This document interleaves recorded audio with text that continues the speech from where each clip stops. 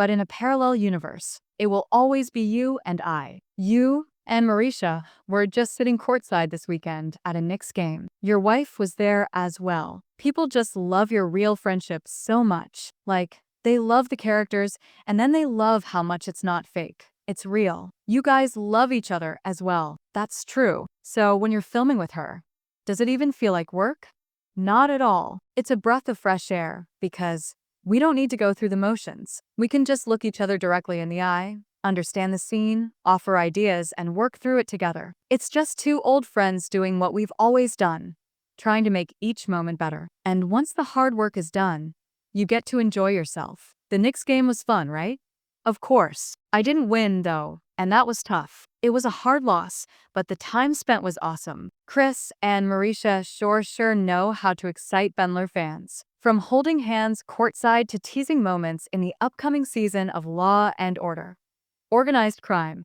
Their chemistry has fans buzzing. There's a moment that's been 2 years in the making as they reunite on screen. In the crossover episode written by Chris himself, Elliot Stabler is left battered and bruised after a car crash, while Benson gently holds his hand by his bedside. Fans are still hoping for a romantic relationship between Elliot and Olivia. When asked about the current state of their characters' relationship, Chris describes it as complicated. There's so much history, so many almost moments, and missed connections. There are two people who haven't found their way to each other because of their deep professional commitments. Benson is now a captain, and Stabler has lost his wife.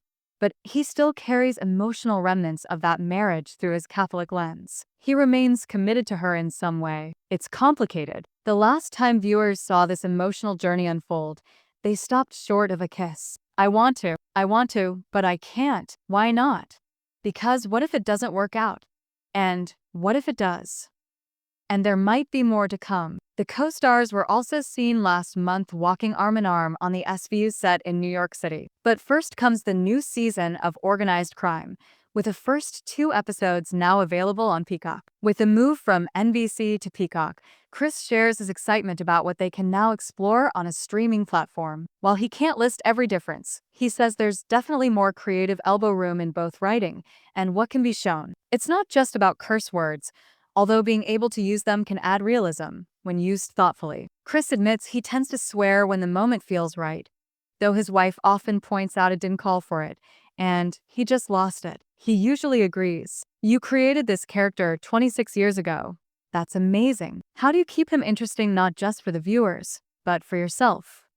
Chris responds that it's like life. He still finds life endlessly fascinating and strives to grow and evolve. He's not satisfied with his shortcomings and always looks for ways to improve. Stabler mirrors that mindset. He faces constant challenges, and since it's drama, the challenges are amplified. It's an evolving story, and viewers get to watch that transformation unfold. It's incredibly exciting to be recognized this early on. Chris thought maybe the show would catch on next year, but the early attention is thrilling. Still, he's careful not to let it go to their heads. Entertainment Tonight has been following Chris and Mariska on set since 1999. Fast forward to now, and Chris is still going strong at 64. As he's called to set, he still has 100 push-ups left to do. With so much action in the series, he hasn't slowed down. His favorite workouts have changed, though. Chris compares fitness to investing.